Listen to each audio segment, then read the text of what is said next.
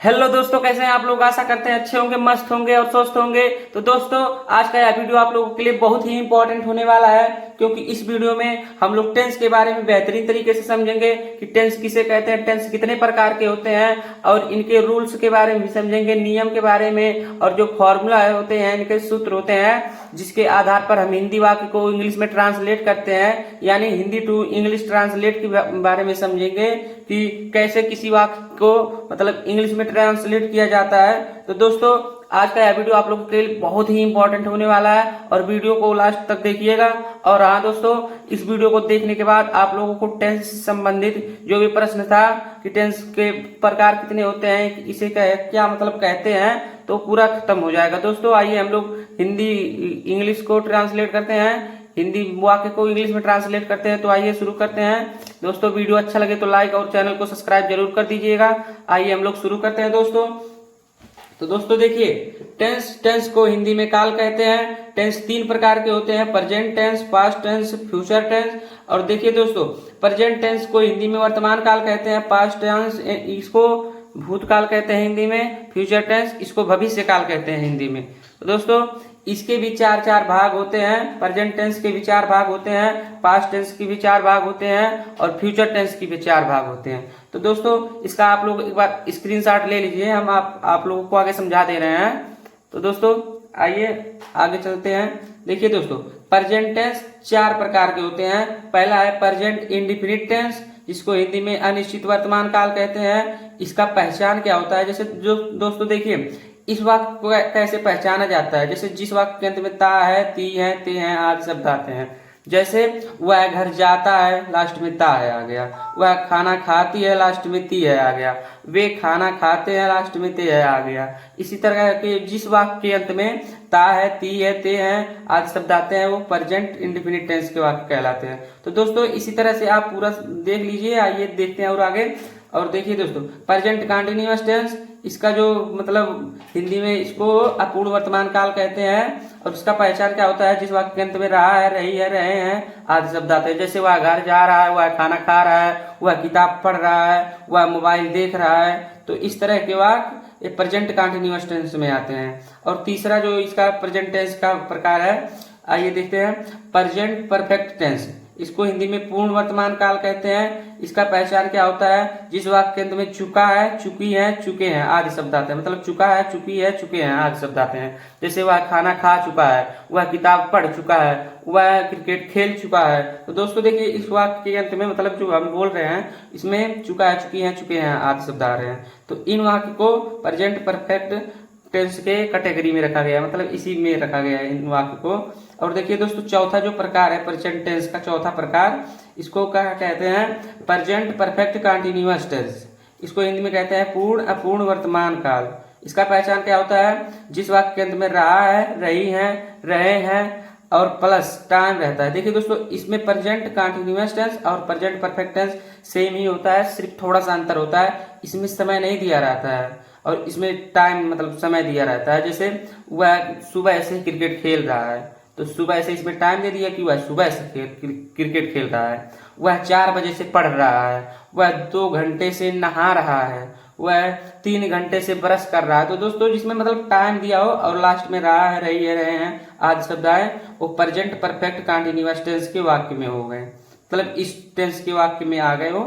अब देखिए दोस्तों, और दूसरा जो है पास्ट टेंस, इसके भी 4 प्रकार होते हैं। आइए इनके बारे में मतलब ए टू मतलब पढ़ते हैं फिर से दोबारा। देखिए, पास्ट, पहला है पास्ट इंडेफिनिट टेंस। पहला है पास्ट इंडेफिनिट टेंस, इसको हिंदी में अनिश्चित भूतकाल कहते हैं। इसका पहचान क्या होता है, जिस वाक्य के अंत में ता था, ती थी, ते थे आदि शब्द आते हैं। जैसे वह खाना खाता था, वह किताब पढ़ती थी, वे क्रिकेट खेलते थे। तो दोस्तों देखिए, इन वाक्यों में लास्ट में ता, था, ती, थी, ते थे आदि शब्द आ रहे हैं। तो ये पास्ट इंडेफिनिट टेंस के वाक्य हो गए। ऐसे देखिए दोस्तों, दूसरा जो इसका प्रकार है पास्ट टेंस का, वो है पास्ट कंटीन्यूअस टेंस। इसको हिंदी में अपूर्ण भूतकाल कहते हैं। और इसका हिंदी में जो पहचान होता है, मतलब जिस वाक्य के अंत में रहा था, रही थी, रहे थे आदि शब्द आते हैं। जैसे वह खाना खा रहा था, वह किताब पढ़ रहा था, वह मोबाइल देख रहा था, वह सो रहा था। तो दोस्तों देखिए जिसमें इसमें मतलब रहा था, रही थी, रहे थे आदि शब्द आ रहे हैं। तो ये पास्ट कंटिन्यूअस टेंस के वाक्य हो गए जो हम बोले हैं आपके लिए। देखिए दोस्तों, और जो नेक्स्ट है तीसरा पास्ट टेंस का तीसरा जो भाग है, पास्ट परफेक्ट टेंस इसको कहते हैं इंग्लिश में, और हिंदी में इसको पूर्ण भूतकाल कहते हैं। इसका पहचान क्या होता है? जिस वाक्य के अंत में चुका था, चुकी थी, चुके थे आदि शब्द आते हैं। जैसे वह खाना खा चुका था, वह किताब पढ़ चुकी थी, वे गाना गा चुके थे। तो दोस्तों देखिए इन वाक्यों के अंत में चुका था, चुकी थी, चुके थे आदि शब्द आ रहे हैं। तो ये पास्ट परफेक्ट टेंस के वाक्य हो गए। और देखिए दोस्तों जो नेक्स्ट है इसका पास्ट टेंस का जो नेक्स्ट प्रकार है, मतलब चौथा प्रकार, उसको इंग्लिश में पास्ट परफेक्ट कंटिन्यूअस टेंस कहते हैं और इसको हिंदी में पूर्ण अपूर्ण भूतकाल कहते हैं। इसका पहचान क्या होता है दोस्तों? आइए देखते हैं। पहचान इसका होता है रहा था, रही थी, रहे थे प्लस समय। मतलब जिस वाक्य के अंत में रहा था, रही थी, रहे थे प्लस समय भी होता है। जैसे वह सुबह से खाना खा रहा था, वह 4 बजे से किताब पढ़ रहा था, वह 2 बजे से घूम रहा था। तो दोस्तों इन वाक्यों के अंत में रहा था, रही थी, रहे थे आ रहा है और प्लस टाइम भी आ रहा है कि कितने बजे से, कुछ टाइम दिया। वह 5 साल से इंग्लिश पढ़ रहा था, वह 10 साल से घर जा रहा था। इससे मतलब टाइम दिया रहता है और क्या मतलब रहा था, रही थी, रहे थे और आता है और टाइम आता है। तो इस सबके वाक्यों को पास्ट परफेक्ट कंटिन्यूअस टेंस के कैटेगरी में रखा गया है।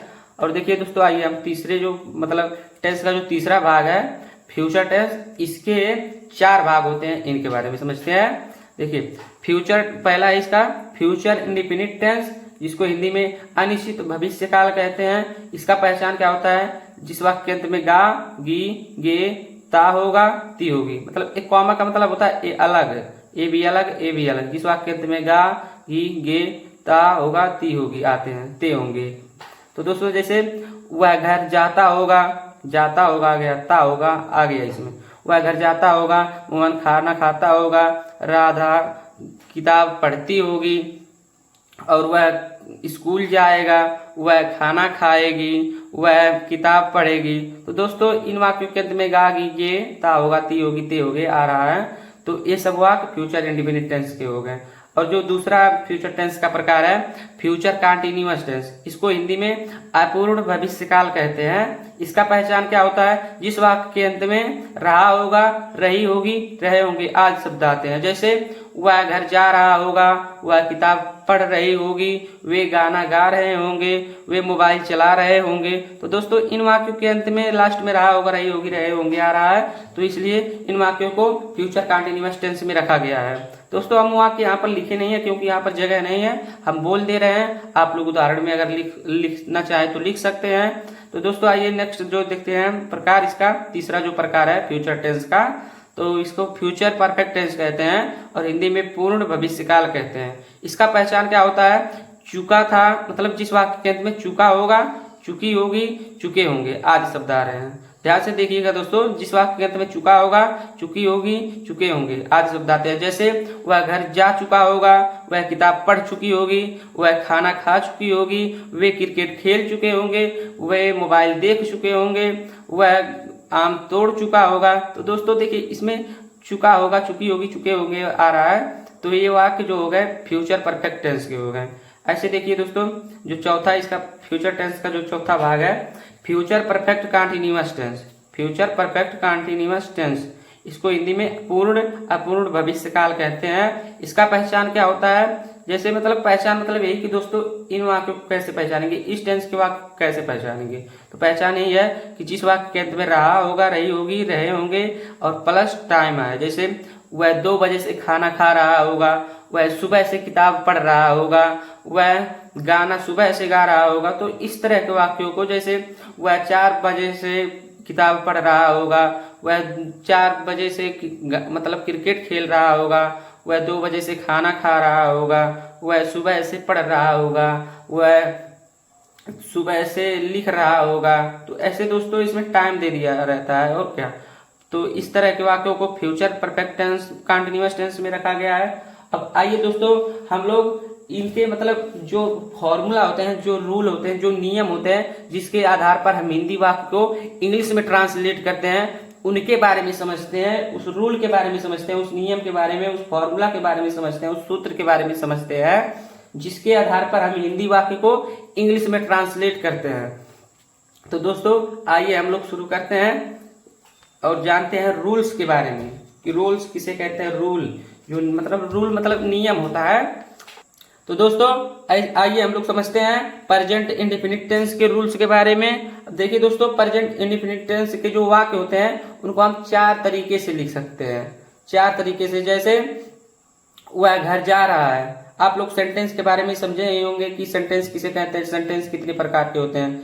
तो देखिए दोस्तों, अफर्मेटिव सेंटेंस के लिए सूत्र यही है, सब्जेक्ट प्लस वर्ब का फर्स्ट फॉर्म प्लस यस या ईएस प्लस ऑब्जेक्ट। देखिए दोस्तों, पहले सेंटेंस के बारे में जान लेते हैं। अफर्मेटिव सेंटेंस किसे कहते हैं? सकारात्मक वाक्य, जिसमें किसी वाक्य को साधारण वाक्य को सकारा जाए। जैसे वह खाना खा रहा है, वह किताब पढ़ रहा है, वह मोबाइल देख रहा है, सोहन उसे पीट रहा है, सोहन उसे डांट रहा है, मोनू उसे गाली दे रहा है। इस तरह के वाक्य जो साधारण वाक्य हैं, वह पत्र लिख रहा है, वह किताब पढ़ रहा है, वह घर जा रहा है, वह किताब खरीद के ला रहा है। तो ये जो सिंपल वाक्य हो गए, इसी को अफर्मेटिव सेंटेंस कहा जाता है, जिसमें वाक्य को सकारा जाए, ना नहीं किया जाए, सकारा जाए कि कोई काम हो रहा है। और नेगेटिव सेंटेंस किसे कहते हैं? इसमें नकारा जाता है किसी काम को। जैसे वह घर नहीं जा रहा है, वह खाना नहीं खा रहा है, वह किताब नहीं पढ़ रहा है, वह नहीं सो रहा है, वह मोबाइल नहीं चला रहा है, वह घर नहीं जा रहा है, मोनू किताब नहीं पढ़ रहा है, सोहन उसे नहीं पीट रहा है। तो दोस्तों इस तरह के वाक्य जिसमें नहीं आ जाए, उसको नेगेटिव सेंटेंस में रखा गया है। नहीं सिर्फ है, जैसे सिंपल वाक्य हो लेकिन उसमें नहीं आ जाए, तो उसको नेगेटिव सेंटेंस कहते हैं। और इंट्रोगेटिव सेंटेंस किसे कहते हैं? इंट्रोगेटिव सेंटेंस में जिसमें प्रश्न पूछा जाए, जैसे क्या आप खाना खा चुके हैं, क्या आप किताब पढ़ चुके हैं, क्या तुम गाली दे रहे हो, क्या तुम खाना खा चुके हो। तो इस तरह के वाक्य, जैसे क्या तुम उसे पीट रहे हो, क्या तुम उसे गाली दे रहे हो, क्या तुम उसे मार रहे हो, या ऐसे ऐसे वाक्य जो भी हो गए जिसको नकारा जाए, उसी को नेगेटिव सेंटेंस कहते हैं। इसका देखिए भी दोस्तों एक फॉर्मूला है, इसके बारे में भी समझ रहे हैं, पहले इसके बारे में समझ ले। और इंट्रोगेटिव एंड नेगेटिव सेंटेंस किसे कहते हैं? Interrogative and negative sentence. देखिए दोस्तों, इसमें प्रश्न भी पूछा जाता है और नकारा भी जाता है, नहीं भी होता है। जैसे क्या आप खाना नहीं खा रहे हैं, क्या आप खाना नहीं खा रहे हैं, क्या भी आ गया और बीच में नहीं आ रहा है। क्या वह किताब नहीं पढ़ चुका है, क्या मोहन बाजार नहीं जाता है। तो देखिए दोस्तों, इसमें क्या भी आ रहा है और नहीं भी आ रहा है, तो इसको इंट्रोगेटिव एंड नेगेटिव सेंटेंस कहते हैं।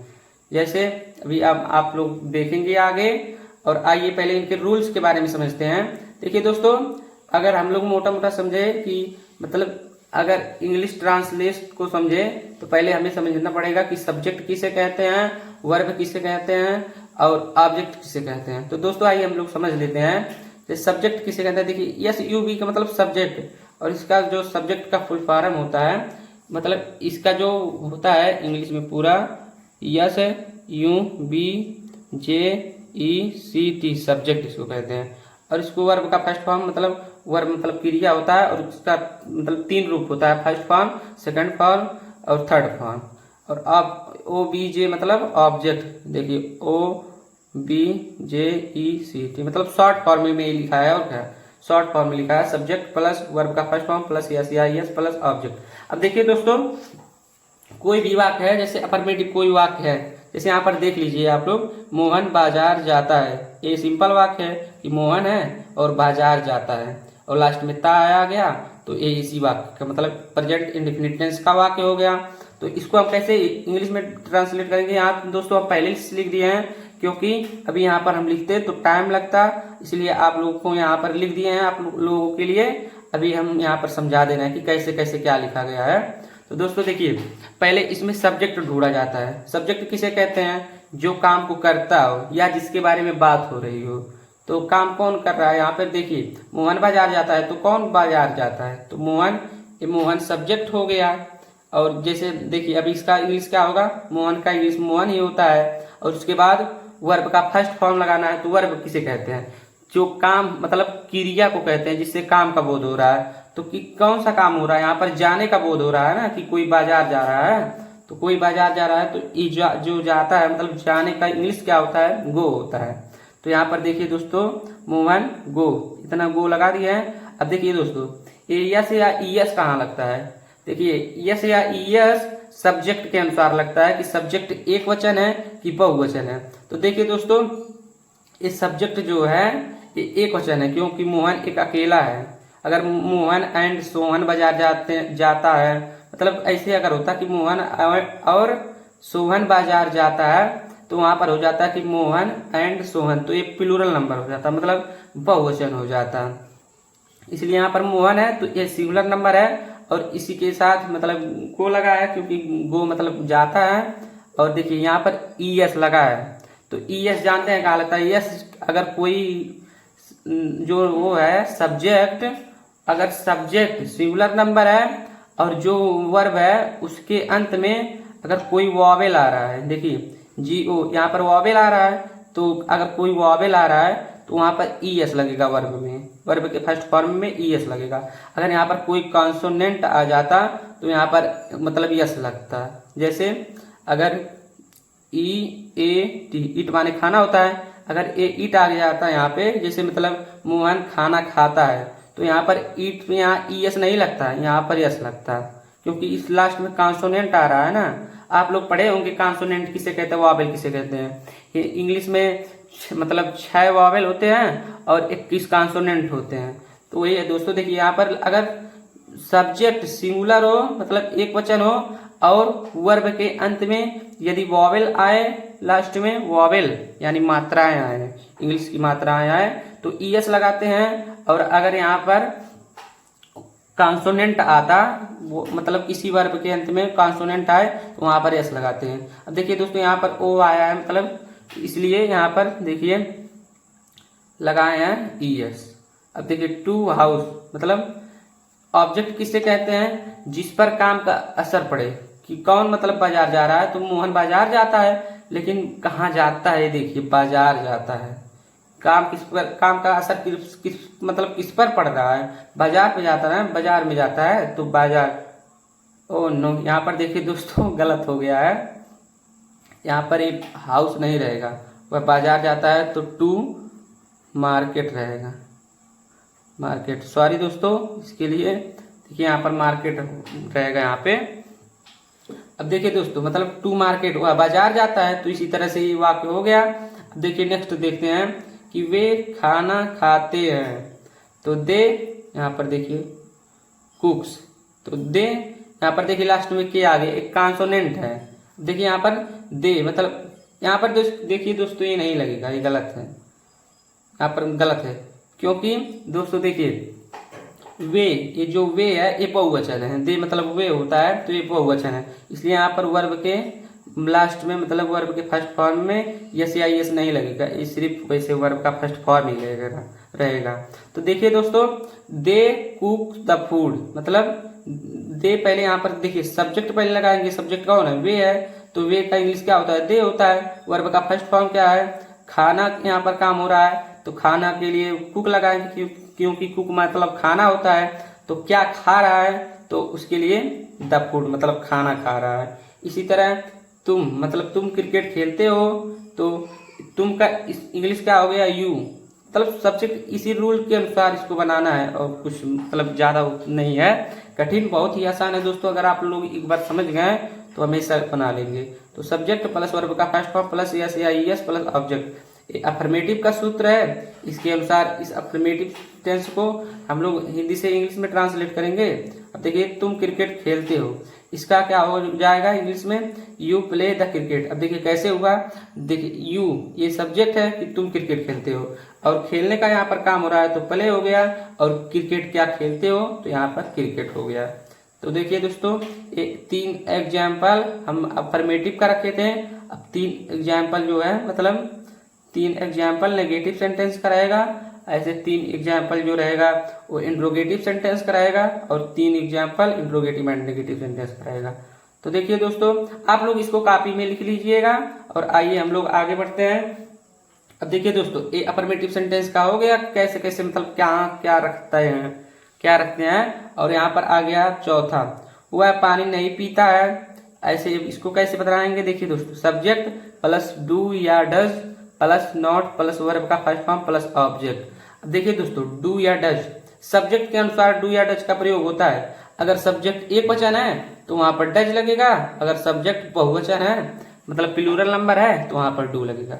अब आइए देखते हैं दोस्तों, अगर आप लोगों को सिंगुलर और प्लूरल नंबर के बारे में नहीं जानकारी है तो हमारे यूट्यूब पे जाइए, जीके क्लासेस, इसी आईडी को सर्च कीजिए, वहां पे मतलब एक वो है, चैनल का नाम है, इसी चैनल का नाम सर्च कीजिए, आप लोगों को आएगा वीडियो, आप लोग उस पे जाइए, देखिए। केस के बारे में जानना हो, पर्सन के बारे में जानना हो, या नंबर के बारे में जानना हो, या सेंटेंस के बारे में जानना हो, पार्ट्स ऑफ स्पीच के बारे में जानना हो, तो आप लोग जाइए, ये सर्च कीजिए और इसी में पूरे चैनल में मतलब व्यू चैनल करके आएगा, व्यू चैनल देखिए, उसमें जाइए, आप लोगों को पूरा वीडियो मिल जाएगा। तो दोस्तों आइए हम लोग आगे बढ़ते हैं और देखते हैं। यहाँ पे देखिए, थोड़ा सा नीचे कर दे रहे हैं क्योंकि ज़्यादा ऊपर हो रहा है। अब देखिए दोस्तों, यहाँ पे जो ये चौथा वाक्य है, वह पानी नहीं पीता है, ये नेगेटिव सेंटेंस का फॉर्मूला है subject plus do does plus not plus verb का फर्स्ट फॉर्म प्लस ऑब्जेक्ट। तो देखिए दोस्तों, यहाँ पर चौथा जो है, वह पानी नहीं पीता है, पहले क्या हम लगाएंगे, पहले सब्जेक्ट लगाएंगे। सब्जेक्ट क्या है, वह है, कौन पानी नहीं पी रहा है, वह नहीं पानी पीता है ना, तो देखिए वह के लिए ही लगाएंगे। अगर यहाँ पर वह पानी नहीं पीती है, लड़की अगर होती तो यहाँ पर सी लगाते हैं, लेकिन यहाँ पर लड़का है कि वह पानी नहीं पीता है, लड़का पानी नहीं पीता है ना, तो यहाँ पर लड़का के लिए ही लगाएंगे। अब देखिए दोस्तों, ही जो है यह एक वचन है, इसलिए यहाँ पर डज लगाएंगे। अगर यह बहुवचन होता, जैसे दे हो जाता है यहाँ पे, या वी हो जाता, वी मतलब हम होता है, तो यहाँ पर डू लगाते, लेकिन यह एक वचन है इसलिए यहाँ पर डज लगा है। अब उसके बाद क्या लगाएंगे, नॉट लगाएंगे। तो देखिए यहाँ पर नॉट लगा दिए हैं, फिर वर्ब का फर्स्ट फॉर्म, तो यहाँ पर पीना का ड्रिंक मतलब पीना हो जाएगा, और यहाँ पर ऑब्जेक्ट लगा दिए हैं, तो क्या पी रहा है, द वाटर पी रहा है, मतलब पानी पी रहा है, तो इसी का हो जाएगा, he does not drink the water, इसका इंग्लिश में हो जाएगा ट्रांसलेट। ऐसे देखिए पांचवा क्या है, आकाश उसे नहीं पीता है। तो देखिए दोस्तों, पहले क्या लगाएंगे, पहले सब्जेक्ट लगाएंगे, फिर डू डज, फिर नॉट, फिर प्लस वर्ब का फर्स्ट फॉर्म, फिर प्लस ऑब्जेक्ट लगाएंगे। देखिए दोस्तों, आकाश, इसमें आकाश सब्जेक्ट है और उसे ऑब्जेक्ट है, और पीटना ये वर्ब है। तो पहले सब्जेक्ट लगाएंगे, सब्जेक्ट आकाश है, फिर डू डज लगाएंगे, तो ये आकाश जो है ये सिंगुलर नंबर है, क्योंकि कोई भी नाम होता है वह सिंगुलर नंबर होता है। अब देखिए दोस्तों, आइए आगे देखते हैं। तो एक ये सब्जेक्ट है आकाश, तो आकाश हो गया। अब यहाँ पर सिंगुलर नंबर के लिए डज लगाएंगे तो डज हो जाएगा, और नॉट लगाएंगे फिर उसके बाद, फिर वर्ब का फर्स्ट फॉर्म, तो पीटने का जो होता है इंग्लिश बीट होता है, बीट मतलब पीटना, और यहाँ पर बीट हो गया। अब फिर ऑब्जेक्ट क्या है, उसे मतलब हिम मतलब उसे, तो यहाँ पर देखिए हो गया, आकाश डज नॉट बीट हिम, आकाश उसे नहीं पीटता है, इसका इंग्लिश क्या हो जाएगा, आकाश डज नॉट बीट हिम। ऐसे देखिए दोस्तों, हम किताब नहीं पढ़ते हैं, तो यहाँ पर देखिए वी मतलब हम होता है, यहाँ पर सब्जेक्ट क्या है, हम है, ऑब्जेक्ट किताब है, ये तो नहीं है नॉट, और एक पढ़ने का वर्ब। तो देखिए दोस्तों, वी मतलब हम होता है, पहले सब्जेक्ट रखेंगे। यहाँ पर देखिए रूल देख लीजिए आप, सब्जेक्ट रखना है, फिर डू डज, फिर नॉट, फिर वर्ब का फर्स्ट फॉर्म, फिर ऑब्जेक्ट, तो वी मतलब हम होता है। अब देखिए दोस्तों, ये प्लूरल नंबर है, मतलब बहुवचन है, तो यहाँ पर इसीलिए डू लगा दिए हैं, तो वी और डू, यहाँ पर डू डज लगाएंगे, तो डू लग गया यहाँ पे, फिर उसके बाद नॉट लग गया, फिर वर्ब का फर्स्ट फॉर्म, तो वर्ब का फर्स्ट फॉर्म मतलब वर्ब क्या है, इसमें पढ़ने का हो रहा है, तो पढ़ने का वर्ब का फर्स्ट फॉर्म जो होता है, पढ़ना मतलब रीड माने पढ़ना, तो रीड, और क्या पढ़ रहा है, तो द बुक मतलब ऑब्जेक्ट लास्ट में, द बुक हो गया। तो इसका हम किताब नहीं पढ़ते हैं, इसका हो जाएगा we do not read the book. ऐसे आगे देखिए, क्या वह खाना नहीं, क्या वह मतलब खाना बनाती है, ये देखिए दोस्तों, ये नेगेटिव सेंटेंस का है। ये जो 3 एग्जाम्पल्स हैं ये नेगेटिव सेंटेंस के हैं।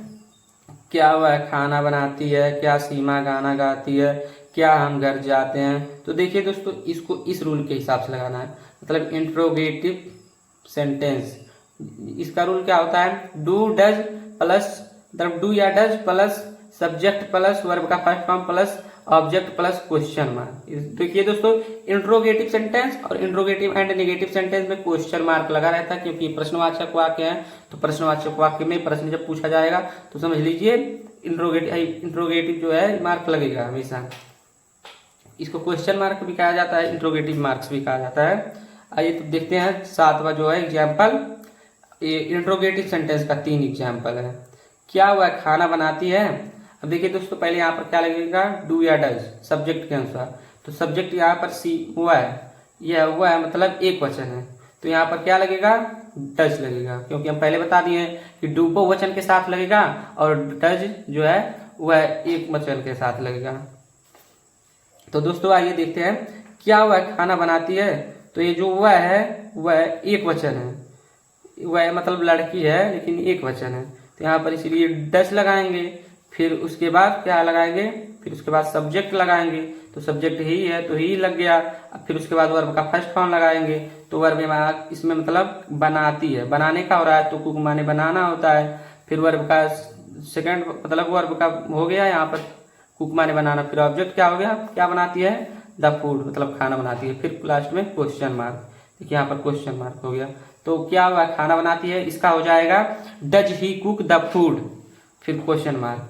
अब देखिए क्या सीमा गाना गाती है, तो यहाँ पर क्या सीमा एक वचन है, तो यहाँ पर क्या के लिए डज लगेगा और सीमा हो गया सीमा। यहाँ पर मतलब देख लीजिए ऐसे, यहाँ वर्ब का फर्स्ट फॉर्म रखना है तो सिंग माने गाना होता है, तो यहाँ पर सिंग हो गया। अब फिर ऑब्जेक्ट रखना है तो ऑब्जेक्ट हो गया द सॉन्ग, क्या गाती है, ऑब्जेक्ट यही है गाना, तो ऑब्जेक्ट मतलब द सॉन्ग हो गया। अब फिर क्वेश्चन मार्क लगा देंगे, हो गया इसका क्या सीमा गाना गाती है, does Seema sing the song. अब देखिए आइए आगे देखते हैं 9वां जो है, क्या हम घर जाते हैं। तो क्या हम, देखिए दोस्तों यहाँ पर हम जो है एक प्लूरल नंबर है, तो इस क्या के लिए यहाँ पर डू का प्रयोग किया जाएगा, क्योंकि ये बहुवचन है ना। अगर यहाँ पर सिंगुलर नंबर होता जैसे सीमा या और कुछ होता सिंगुलर नंबर एक वचन होता तो वहां पर डज का प्रयोग करते। अब लेकिन यहाँ पर प्लूरल नंबर है हम मतलब बहुवचन है, तो यहाँ पर डू का प्रयोग करेंगे। डू देखिए यहाँ पर देखिए दोस्तों, इसके लिए डू का प्रयोग करेंगे। फिर उसके बाद क्या लिखा गया, सब्जेक्ट, सब्जेक्ट का क्या है इसमें हम है, तो इसका इंग्लिश हो गया वी। और फिर वर्ब का फर्स्ट फॉर्म, तो जाने का यहाँ पर गो मतलब जाना, टू हाउस मतलब कहाँ घर जा रहा है, ऑब्जेक्ट, तो ऑब्जेक्ट टू हाउस हो गया और एक क्वेश्चन मार्क हो गया। इसी तरह से दोस्तों आइए आगे देखते हैं और इंट्रोगेटिव एंड नेगेटिव सेंटेंस के बारे में समझते हैं। तो दोस्तों देखिए, अब हम ये जो इंट्रोगेटिव एंड नेगेटिव है ना, इसके बारे में इसका उदाहरण समझेंगे कि कैसे इसको बनाया जाता है। देखिए दोस्तों 10वां है एग्जाम्पल, क्या पूजा गाना नहीं गाती है। देखिए दोस्तों इसमें क्या भी आ गया और नहीं भी आ गया, दोनों चीज आ जाता है। जैसे देखिए हम पहले बताए हैं जो अफर्मेटिव सेंटेंस होता है सकारात्मक वाक्य होता है, जिसमें वाक्य को सकारा जाता है कि वह खाना खा रहा है, वह किताब पढ़ रहा है, वह गाना गा रहा है, वह मतलब लिख रहा है। और जो नेगेटिव सेंटेंस होता है इसमें वाक्य को नकारा जाता है कि वह खाना नहीं खा रहा है, वह किताब नहीं पढ़ रहा है, वह सो नहीं रहा है, वह उसे नहीं दिख रहा है। तो ये सब हो गया नेगेटिव सेंटेंस। इंट्रोगेटिव सेंटेंस किसे कहते हैं, इसमें प्रश्न सिर्फ पूछा जाए कि क्या तुम खाना खा चुके हो, क्या तुम गाना गा चुके हो, क्या तुम पढ़ चुके हो, क्या वह खाना खा रहा है, क्या मोहन किताब पढ़ रहा है। तो इसमें प्रश्न पूछा जाता है क्या गा के। और जो ये होता है इंट्रोगेटिव एंड नेगेटिव सेंटेंस, इसमें प्रश्न भी पूछा जाता है और नहीं भी लिखा मतलब रहता है, नेगेटिव सेंटेंस भी होता है।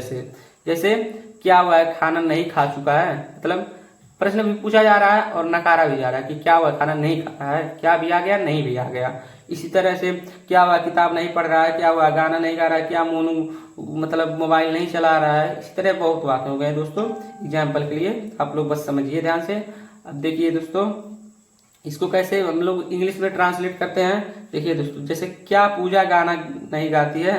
अब देखिए यहाँ पर पहले सब्जेक्ट के अनुसार इसको हम रखेंगे, मतलब यहाँ पर पहले डू डज लगाएंगे तो सब्जेक्ट के अनुसार डू डज लगाएंगे। तो यहाँ पर देखिए पूजा जो है, पूजा सिंगुलर नंबर है मतलब एक वचन है, तो यहाँ पर डज लगाएंगे, क्योंकि अगर प्लूरल होता प्लूरल नंबर तो यहाँ पर डू लगाते हैं, लेकिन यहाँ पर सिंगुलर नंबर है पूजा तो यहाँ पर डज लगाएंगे। तो डज हो गया, फिर उसके बाद सब्जेक्ट, तो सब्जेक्ट पूजा है तो पूजा हो गया। अब यहाँ पर नॉट लगाना है तो नॉट हो गया। अब यहाँ पर देखिए वर्ब का फर्स्ट फॉर्म लगाना है, तो गाना का इंग्लिश क्या होता है, सिंग होता है, तो सिंग मतलब गाना हो गया। फिर ऑब्जेक्ट लगाएंगे तो क्या गाती है, सॉन्ग गाती है, गाना एक गाती है। फिर क्वेश्चन वर्ड हो गया, यहाँ पर क्वेश्चन वर्ड, तो क्या पूजा गाना नहीं गाती है, इसका इंग्लिश में ट्रांसलेट हो जाएगा कि does Pooja not sing a song. Does Pooja not sing a song, फिर क्वेश्चन मार्क। क्वेश्चन मतलब पढ़ा नहीं जाता लेकिन यहाँ पर लिखा रहता है। अब देखिए दोस्तों, आइए नेक्स्ट एग्जाम्पल देखते हैं। क्या वे खाना नहीं बनाते हैं। अब देखिए दोस्तों, यहाँ पर जो सब्जेक्ट है वे है, तो वे बहुवचन है, प्लूरल नंबर। तो यहाँ पर क्या के लिए डू का प्रयोग करेंगे। यहाँ पर देखिए डू हो गया। अब ये सब्जेक्ट है वे, मतलब वे सब्जेक्ट है तो वे का इंग्लिश हो जाएगा दे।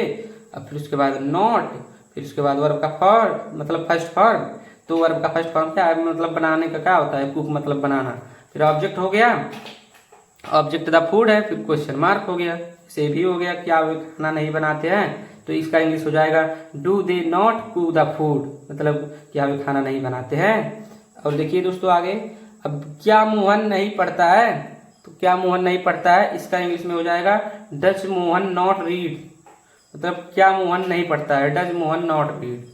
अगर यहाँ पर होता कि क्या मोहन किताब नहीं पढ़ता है, तो यहाँ पर हो जाता है कि does Mohan not read the book, मतलब ऑब्जेक्ट भी हो जाता है, लेकिन इसमें ऑब्जेक्ट नहीं है, सिर्फ वर्ब है और सब्जेक्ट है और नॉट है, और ये मतलब प्रश्न पूछा जा रहा है क्या। ऐसे दोस्तों आइए हम लोग आगे पढ़ते हैं, आगे मतलब समझते हैं। ये तो रहे मतलब ये प्रेजेंट टेंस के वाक्य थे, प्रेजेंट इंडेफिनिट टेंस के चारों प्रकार के वाक्य थे, नकारात्मक वाक्य, सकारात्मक वाक्य और प्रश्नवाचक वाक्य, प्रश्नवाचक और नकारात्मक वाक्य। मतलब अफर्मेटिव सेंटेंस भी था, अफर्मेटिव सेंटेंस भी था, affirmative sentence, negative sentence, interrogative sentence, interrogative and negative sentence. इसी तरह से दोस्तों अब अभी आगे भी पढ़ेंगे, पूरा बेहतरीन तरीके से पढ़ेंगे। आप लोग स्क्रीनशॉट ले लीजिए इसका और कॉपी में लिख लीजिएगा दोस्तों। आइए हम आगे बढ़ते हैं। और इसी तरह से तो अभी तो एक टेंस है, अभी हम लोग 12 टेंस के बारे में पढ़ेंगे। ये तो अभी एक टेंस था, 12 टेंस के बारे में।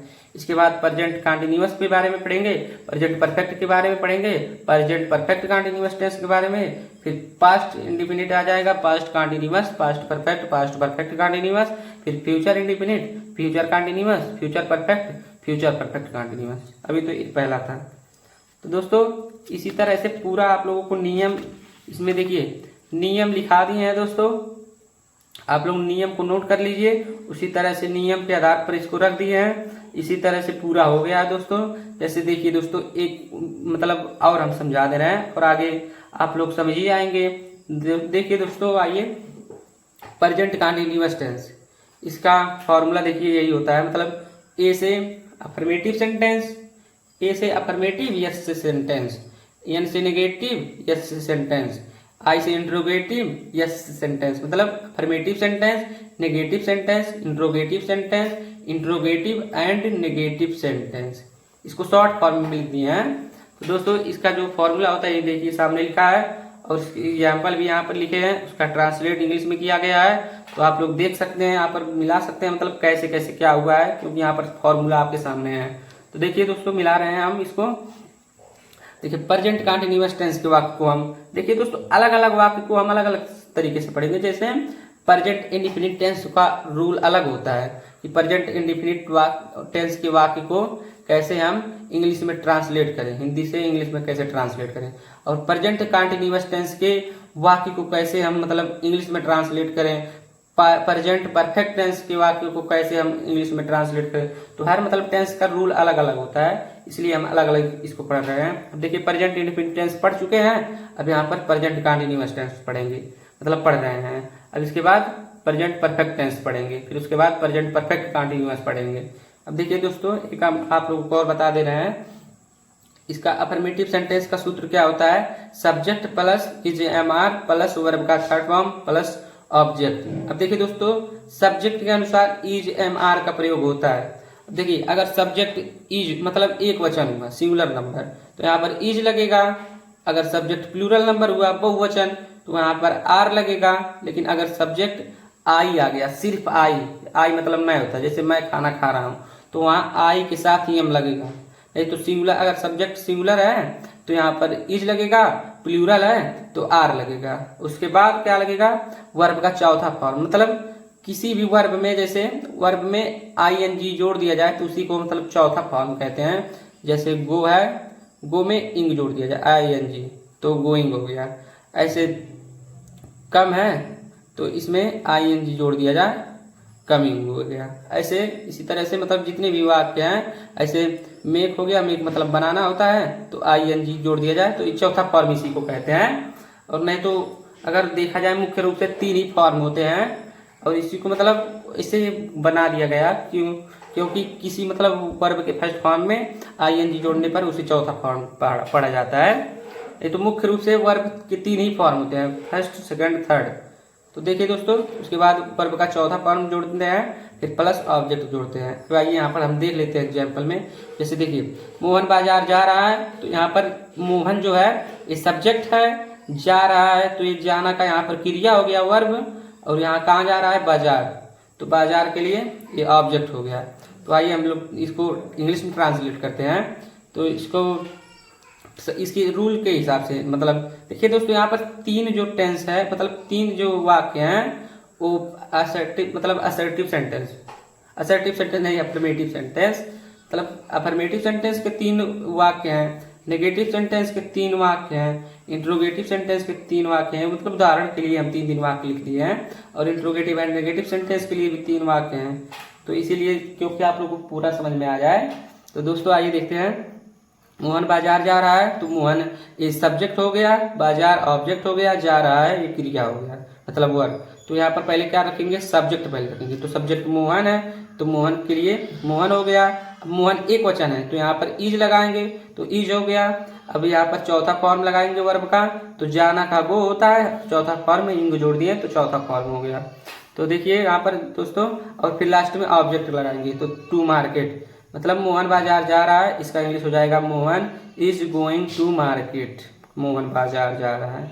ऐसे देखिए दोस्तों, नेक्स्ट, वे खाना खा रहे हैं। अब देखिए दोस्तों, ये जो वे है ये सब्जेक्ट है, और एक प्लूरल नंबर है, बहुवचन, तो यहाँ पर आर का प्रयोग करेंगे। जैसे देखिए, दे, मतलब इसको सब्जेक्ट कह रहे हैं, तो सब्जेक्ट इसका हो गया दे, इसको इंग्लिश में दे कहते हैं, तो दे हो गया। अभी जेमार में क्या प्रयोग करेंगे, बहुवचन है तो यहाँ पर आर लगेगा, तो दे आर, वर्ब का चौथा फॉर्म। यहाँ पर खाने का बात हो रहा है, तो खाना यहाँ पर ईटिंग, ईट मतलब खाना, आईएनजी जोड़ दिए, तो चौथा फॉर्म हो गया। तो दे आर ईटिंग, और क्या खा रहा है, खाना, तो द फूड, तो इसका हो जाएगा वे खाना खा रहे हैं, इसका इंग्लिश हो जाएगा they are eating the food. ऐसे तुम क्रिकेट खेल रहे हो, तो इसका यू मतलब होता है तुम या आप, और इसको मतलब प्लूरल नंबर में जोड़ा जाता है, क्योंकि दोस्तों देखिए अब इसके लिए प्लूरल नंबर है, तो आर का प्रयोग करेंगे। देखिए आर का प्रयोग हुआ है, तो यू आर क्या हो रहा है, मतलब खेलने का काम हो रहा है, तो प्ले हो गया, और आईएनजी जोड़ दिए, तो चौथा फॉर्म हो गया। अब देखिए दोस्तों, यहाँ पर क्या खेल रहे हैं, क्रिकेट खेल रहे हैं, तो द क्रिकेट हो गया। तो तुम क्रिकेट खेल रहे हो, इसका हो जाएगा you are playing the cricket. और दोस्तों इसे आगे देखते हैं, वह पानी नहीं पी रहा है, इसका हो जाएगा he is not drinking the water. देखिए दोस्तों, ये नेगेटिव सेंटेंस का एग्जाम्पल है, नेगेटिव सेंटेंस का। इसको कैसे चेंज किया जाता है, देखिए हिंदी से इंग्लिश में। देखिए इसका पहले सब्जेक्ट लिखा जाता है, सब्जेक्ट वह है, तो वह का ही हो गया। अगर यहाँ पर लड़की होती, जैसे वह पानी पी रही है, तो यहाँ पर पी रही है तो लड़की पी रही है, अब यहाँ पर पी रहा है तो लड़का पी रहा है, तो यहाँ पर ही लग जाएगा। तो ही सब्जेक्ट हो गया ही, और फिर उसके बाद इजमार लगाना है, तो इजमार किसके लिए इजमार लगता है, एक वचन के साथ इजे लगता है, बहुवचन के साथ एम मतलब आर लगता है, और आई के साथ एम लगता है। तो वह पानी नहीं पी रही है, तो ये एक वचन है ही, तो ही हो गया, इसके साथ इज लगा देंगे, फिर उसके बाद नॉट लगा देंगे, फिर वर्ब का चौथा फॉर्म। तो यहाँ पर पीने का बात हो रहा है, तो ड्रिंकिंग मतलब पीना होता है, ड्रिंक मतलब पीना होता है, लेकिन आईएनजी जोड़ दिए हैं, तो ये हो गया, चौथा फॉर्म हो गया। और इसके बाद क्या पी रहा है, तो द वाटर मतलब पानी पी रहा है, तो वह पानी नहीं पी रहा है, तो इसका हो जाएगा he is not drinking the water, वह पानी नहीं पी रहा है। तो दोस्तों देखिए अगला जो सेंटेंस है, आइए देखते हैं। मतलब आकाश उसे नहीं पीट रहा है, तो आकाश सब्जेक्ट हो गया, ये ऑब्जेक्ट हो गया, और ये नॉट हो गया, और पीट रहा है पीट मतलब पीट रहा है, ये वर्ब हो गया। तो देखिए दोस्तों, पहले क्या लिखेंगे, पहले लिखेंगे सब्जेक्ट, तो सब्जेक्ट आकाश है, और दूसरा लिखेंगे इजमार, तो आकाश एक वचन है, तो यहाँ पर इज लिखेंगे, देखिए इज यहाँ पर हो गया। फिर उसके बाद नॉट लिखेंगे, तो नॉट हो गया, वर्ब का चौथा फॉर्म, बीट मतलब पीटना, आईएनजी जोड़ दिए, तो बीटिंग हो गया। फिर ऑब्जेक्ट क्या है, ऑब्जेक्ट हिम है, तो हिम हो गया। तो आकाश उसे नहीं पीट रहा है, तो इसका हो जाएगा आकाश इज नॉट बीटिंग, आकाश से नहीं फिर रहा है। तो आइए देखते हैं दोस्तों, आगे देखते हैं। यहाँ पे हम किताब नहीं पढ़ रहे हैं, तो ये जो सब्जेक्ट है हम है, ये बहुवचन है, प्लूरल नंबर। बहुवचन को इंग्लिश में प्लूरल नंबर कहा जाता है। तो देखिए ये बहुवचन है मतलब प्लूरल नंबर है। तो हम किताब नहीं पढ़ रहे हैं, इसके आइए रूल के हिसाब से लिखते हैं इसको। हम ये सब्जेक्ट है, इसको इंग्लिश में वी कहते हैं। वी मतलब हम होता है, तो वी, और यहाँ पर बहुवचन है तो आर लगेगा, तो वी आर हो गया। फिर वी जब आर हो गया उसके बाद क्या लगाएंगे, नॉट लगाएंगे, नॉट हो गया। फिर उसके बाद वर्ब का चौथा फॉर्म, तो रीड मतलब पढ़ना होता है, रीडिंग मतलब ये हो गया, चौथा फॉर्म हो गया। फिर क्या पढ़ता है, किताब, तो द बुक हो गया। इसी तरह से दोस्तों इसका जो हो गया, हम किताब नहीं पढ़ रहे हैं, तो इसका हो गया we are not reading the book. इसी तरह से आगे वाला टेंस जो है उसको देखते हैं। क्या हुआ है, खाना बना रही है, क्या हुआ है, खाना बना रही है। तो यहाँ पर देखिए दोस्तों सब्जेक्ट यहाँ पर, अब इसके अनुसार देखिए इंट्रोगेटिव सेंटेंस का जो रूल है इसका इस्तेमाल करेंगे यहाँ पे। तो देखिए दोस्तों जो है सातवां, क्या हुआ है, खाना बना रही है, इसका हो जाएगा क्या। अब देखिए सब्जेक्ट के अनुसार क्या का मतलब प्रयोग होगा, जैसे इज एम आर। अब इज कहाँ लगता है, सब्जेक्ट यदि एक वचन होगा तो इज लगेगा, सब्जेक्ट यदि आई होगा तो एम लगेगा, अगर सब्जेक्ट बहुवचन होगा तो आर लगेगा। तो यहाँ पर देखिए दोस्तों सब्जेक्ट एक वचन है तो यहाँ पर इज लगेगा, तो इज हो गया। और यहाँ पर अब लड़की है, यहाँ पर लड़की का बोध हो रहा है, वह से मतलब कि वह खाना बना रही है, तो लड़की खाना बना रही है। अगर लड़का होता कि वह खाना बना रहा है तो यहाँ पर लड़का हो जाता, तो यहाँ पर ही लगता, क्योंकि सी मतलब लड़की के लिए वह होता है, जैसे वह खाना बना रही है तो वह यहाँ पर लड़की बना रही है ना, तो यहाँ पर वह के लिए सी का प्रयोग हुआ। अगर यहाँ पर होता कि वह खाना बना रहा है तो लड़का आ जाता, तो लड़के के लिए यहाँ पर ही प्रयोग होता है। तो देखिए दोस्तों ये मतलब एक वचन है, तो एक वचन के लिए क्या लगता है, इज लगता है, तो इज हो गया। यहाँ पर देखिए इज एम आर में से इज हो गया। फिर उसके बाद सब्जेक्ट क्या है, वह है, तो यहाँ पर सी हो गया। फिर वर्ब का चौथा फॉर्म, तो बना रही है, बनाने का क्या होता है, कुक माने बनाना, इंग जोड़ दिए, ING मतलब जोड़ दिए, तो ये हो गया चौथा फॉर्म कुकिंग।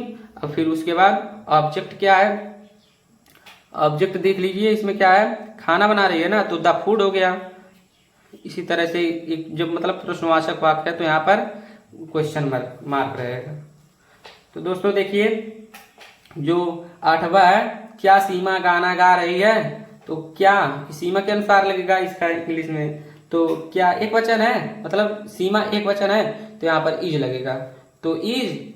और यहाँ पर फिर उसके बाद सब्जेक्ट, तो सब्जेक्ट हो गया सीमा।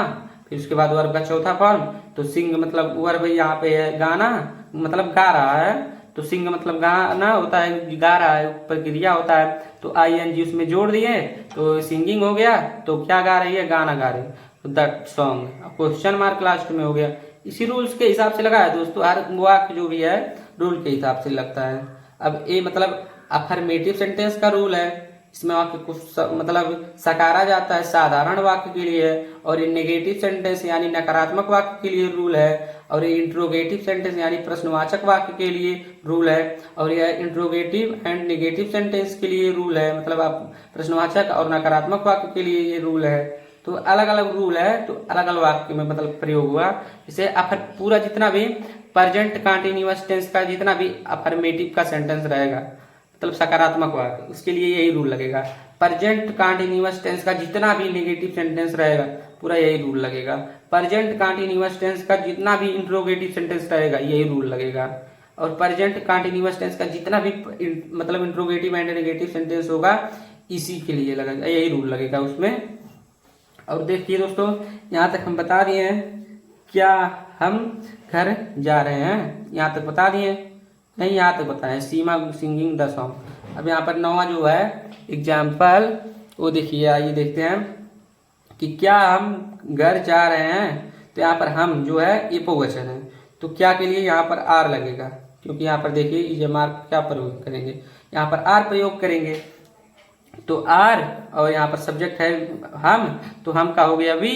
फिर यहाँ पर क्या डालना है, लिखना है, मतलब यहाँ पर वर्ब का चौथा फॉर्म लिखना है, तो गोइंग हो गया, गो मतलब वर्ब का फर्स्ट फॉर्म हो गया, ING जोड़ दिए तो ये चौथा फॉर्म हो गया गोइंग। टू हाउस मतलब घर जा रहा है, कहाँ जा रहा है, घर जा रहा है ना, तो ये टू हाउस हो गया, क्वेश्चन मार्क लास्ट में लगा दिए। ऐसे 10 मतलब इसका हो गया क्या हम घर जा रहे हैं, तो इसका हो जाएगा इंग्लिश में are you going to house, क्या हम घर जा रहे हैं। तो ऐसे हो गया 10वां का जो है क्या पूजा। देखिए दोस्तों ये इंट्रोगेटिव एंड नेगेटिव सेंटेंस का एग्जाम्पल है, जो इंट्रोगेटिव एंड मतलब नेगेटिव सेंटेंस का है। तो ये देखिए दोस्तों, देखते हैं इसको, थोड़ा सा पानी पी ले रहे हैं दोस्तों, 1 मिनट, बहुत तेज प्यास लग गया है।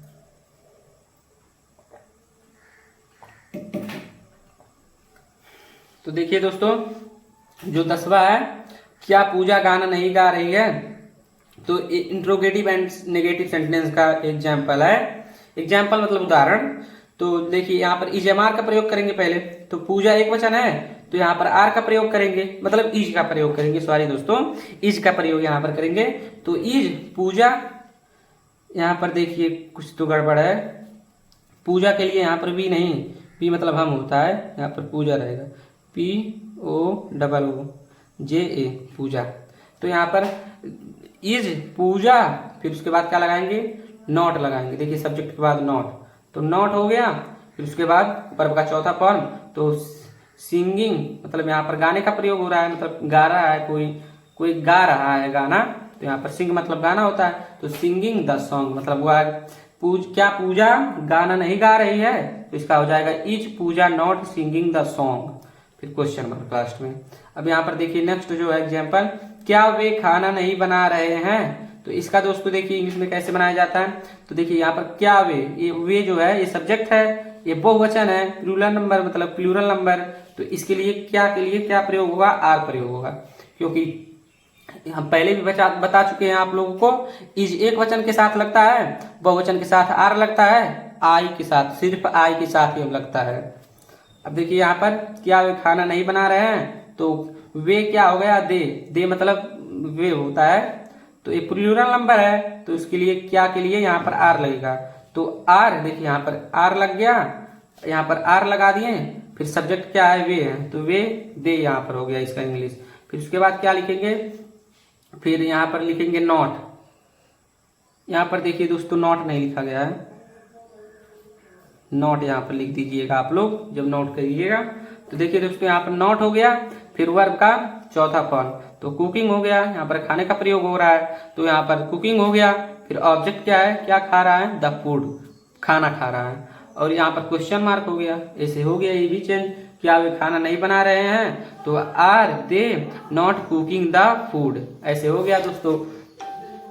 और आइए आगे देखते हैं। ऐसे 12वां जो है 12वां, इसको देखिए दोस्तों, क्या मोहन नहीं पढ़ रहा है, तो देखिए दोस्तों क्या मोहन नहीं पढ़ रहा है, इसका हम लोग ट्रांसलेट करेंगे इंग्लिश में। तो पहले मोहन एक वचन है, तो यहाँ पर इज लगेगा, तो यहाँ पर इज हो गया, इज सब्जेक्ट क्या है, मोहन है, तो मोहन हो गया।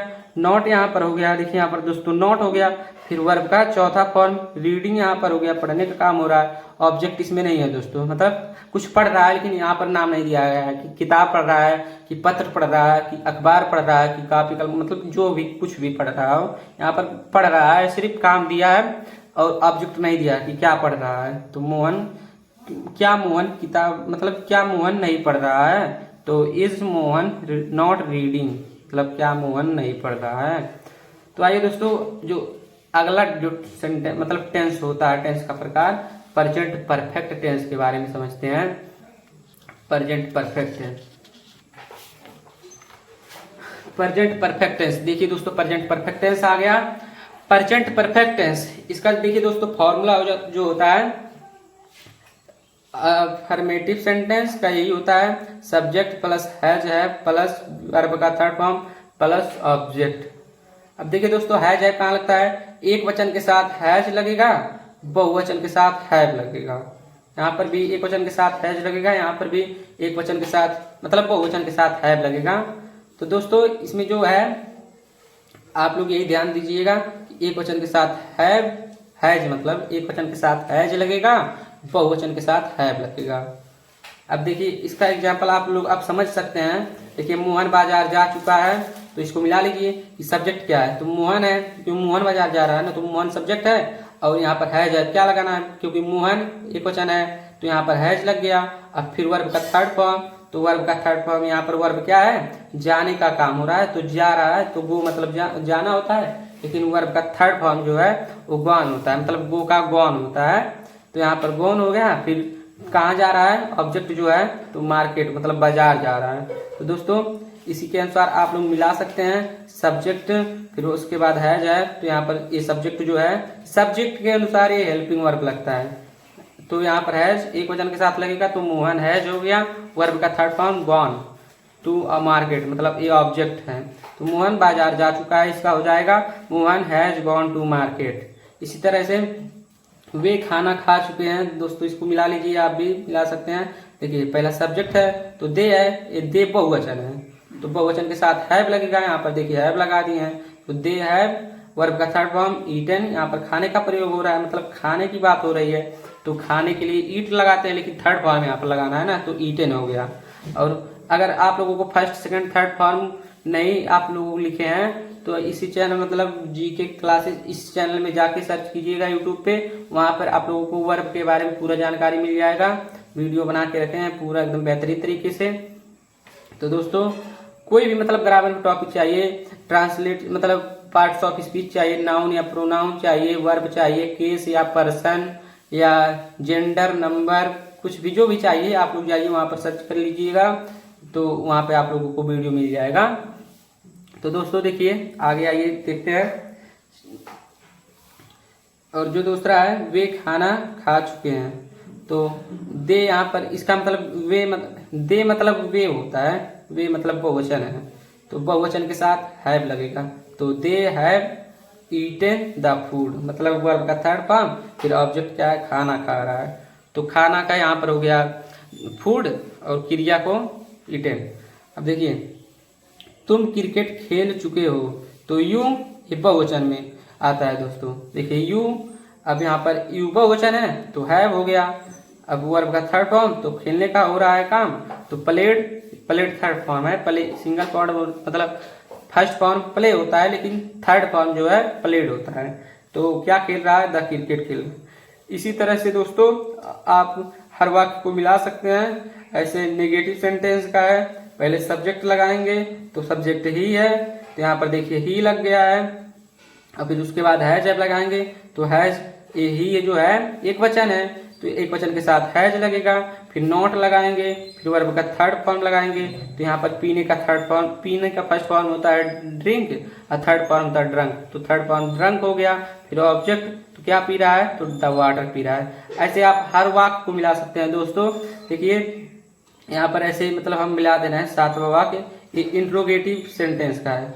जैसे क्या हुआ है, खाना बना चुकी है, यहाँ पर देखिए सी, देखिए यहाँ पर हैज लगाएंगे सब्जेक्ट के अनुसार, तो सब्जेक्ट यहाँ पर हुआ है, तो वह एक वचन है तो हैज लगाएंगे, तो हैज हो गया।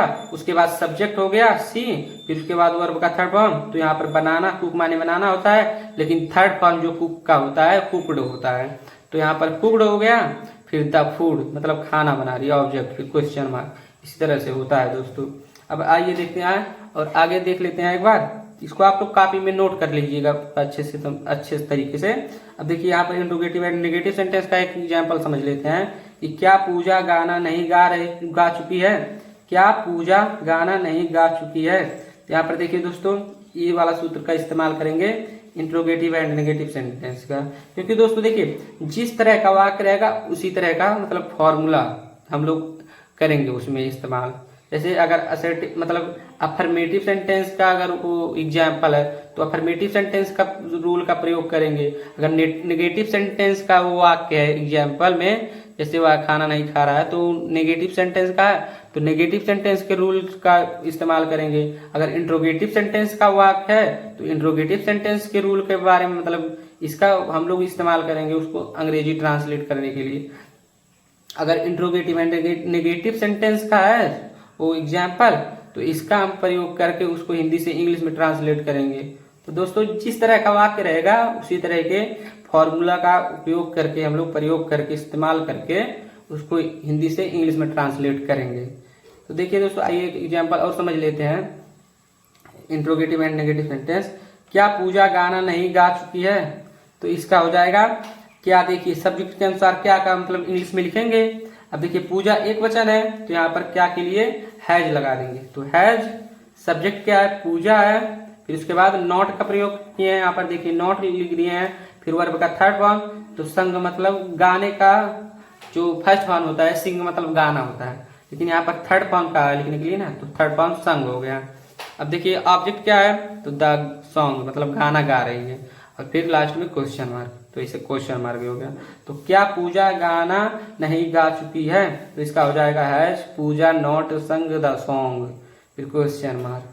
इसी तरह से दोस्तों आप लोग पूरा वाक्य मिला लीजिएगा। अगर कहीं पर अगर कोई दिक्कत हो उसके लिए तो माफी चाहते हैं दोस्तों, लेकिन हम अपने हिसाब से मतलब सही लिखे हैं, आप लोग इससे मिला लीजिएगा।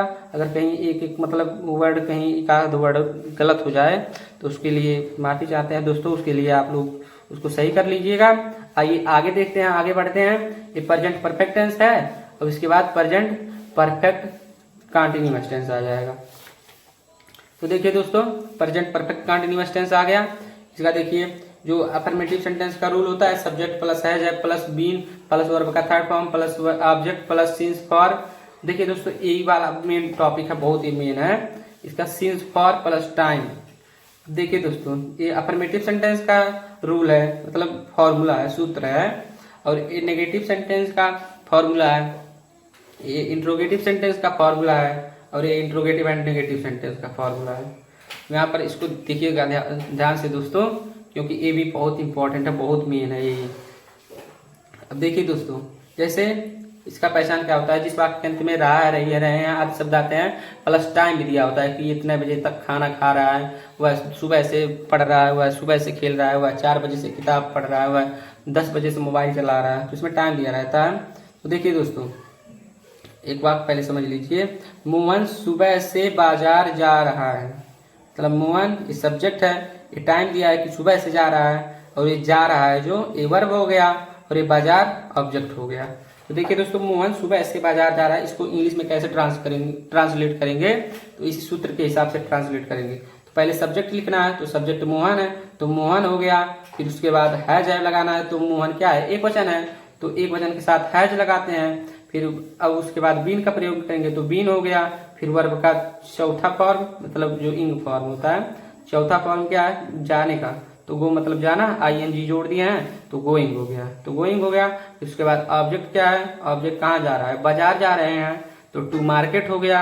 अब यहाँ पर देखिए दोस्तों सिंस और फॉर कहाँ प्रयोग करते हैं, सिंस और फॉर।